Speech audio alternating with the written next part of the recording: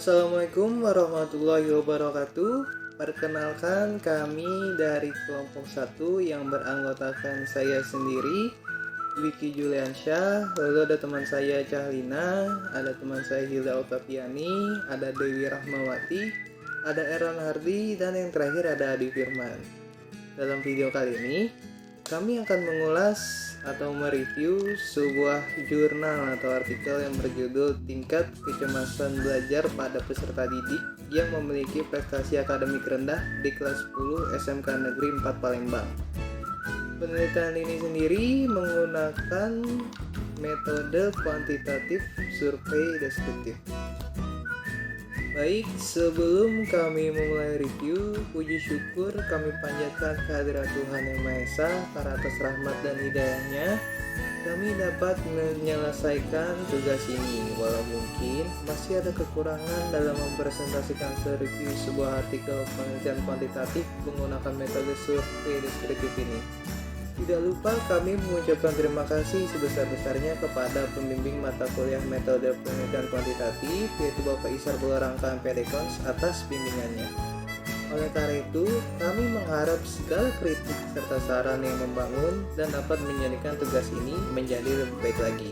Semoga dengan kami mempresentasikan hasil review ini dapat bermanfaat dan memberikan motivasi bagi para yang melihatnya. Demikian kata pengantar dari kami. Jika ada kurang dan lebihnya kami mohon maaf. Atas perhatiannya kami ucapkan terima kasih. Baik, yang pertama menjelaskan yaitu teman saya Dewi. Topik atau judul penelitian. Topik atau judul penelitiannya adalah tingkat kecemasan belajar pada peserta didik yang memiliki prestasi akademik rendah di kelas 10 SMK Negeri 4 Palembang. Artikel itu diterbitkan di mana? Di Jurnal Konseling Komprehensif, Kajian Teori dan Praktik Bimbingan dan Konseling Volume 6, nomor 1 Mei 2019. Siapa yang meneliti artikel itu? Mukti Wijaya, Rahmi Sofa, dan Imron Al-Hakim. Dilanjutkan oleh teman saya Hilda. Jelaskan latar belakang riset dari penelitian itu. Latar belakangnya diambil dari penjelasan guru BK yang menceritakan bahwa peserta didik yang mengalami perilaku seperti tegang, diam, dan keluar keringat dingin pada saat proses belajar mengajar adalah peserta didik yang akademiknya rendah atau memiliki nilai rapot terendah karena peserta didik tersebut takut bersaing dengan peserta didik yang memiliki tingkat akademik yang baik dan sering terjadi masalah pada peserta didik tersebut seperti halnya sering dimarahi oleh guru. Jelaskan apa sisi yang menarik dan signifikan dari penelitian itu, yaitu tingkat kecemasan belajar pada peserta didik kelas 10 SMK Negeri 4 Palembang berdasarkan aspek fisik yang paling dominan pada kategori rendah berdasarkan aspek emosional pada kategori sangat tinggi, dan kategori rendah berdasarkan aspek kognitif. Berikutnya teman saya Erlan. Assalamualaikum warahmatullahi wabarakatuh. Saya akan jelaskan tentang survei deskriptif. Tujuan di mana letak originality, kebaharuan penelitian itu.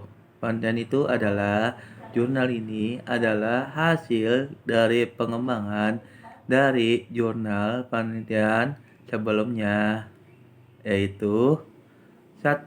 Penelitian Banasali dan Trivedi dalam Susanto 2018-300 bahwa akademik adalah sumber utama ketegangan di antara remaja saat ini. Hal ini karena remaja pada usia 15 atau 18 tahun sedang berada pada posisi mengalami perubahan dari masa kanak-kanak ke masa dewasa. Siddhartha Pidarta 2013-20-21 menjelaskan bahwa SMK merupakan jalur formal dan tergolong sekolah menengah. Lembaga pendidikan jalur formal seperti SMK, sekolah menengah, kejurusan atau berorientasi kepada pengembang manusia. Jadi siswa SMK selain disiapkan untuk menjadi siswa yang berkarakter, siswa SMK juga memiliki wawasan yang luas, memiliki skill dan keahlian yang dia miliki. Apa saja masalah yang ingin dijawab penelitian atau penulis artikel itu? Artikel itu adalah untuk mengetahui tingkat kecemasan belajar peserta didik yang memiliki kemampuan akademik memudah kelas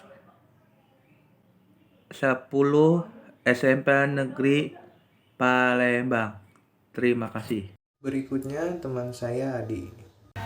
Baik, selanjutnya jelaskan metode yang dipakai dan kenapa metode itu yang mereka pilih. Metode kuantitatif survei deskriptif karena penelitian jenis ini merupakan penelitian yang bertujuan menjelaskan fenomena yang ada dengan menggunakan angka-angka untuk mencadarkan, membuat perbedaan karakteristik individu atau kelompok. Selanjutnya, bagaimana kalian menjelaskan desain penelitian yang peneliti atau penulis artikel itu? Desain penelitian ini menggunakan teknik purposive sampling, di mana teknik purposive sampling adalah teknik penentuan sampel dengan pertimbangan tertentu, sehingga dalam penelitian ini yang menjadi sampel adalah peserta didik yang memiliki akademik rendah dari setiap kelas, di mana dari jumlah populasi hanya mengambil 5 terendah berdasarkan peringkat nilai raport. Jadi dari keseluruhan kelas X, maka hanya 85 peserta didik. Terima kasih. Lalu yang terakhir Calina. Apakah kesimpulan menjawab semua pertanyaan penelitian di dalam artikel itu? Sudah. Hasilnya membuktikan bahwa tingkat kecemasan belajar pada peserta didik yang memiliki kemampuan akademik rendah di kelas 10 SMK Negeri 4 Palembang menunjukkan bahwa pada kategori rendah memiliki presentasi 52%. Kategori ini merupakan yang paling banyak, di mana hasil penelitian ini diukur dengan 3 aspek, yaitu pertama aspek fisik, kedua aspek emosional, dan yang ketiga aspek mental atau kognitif.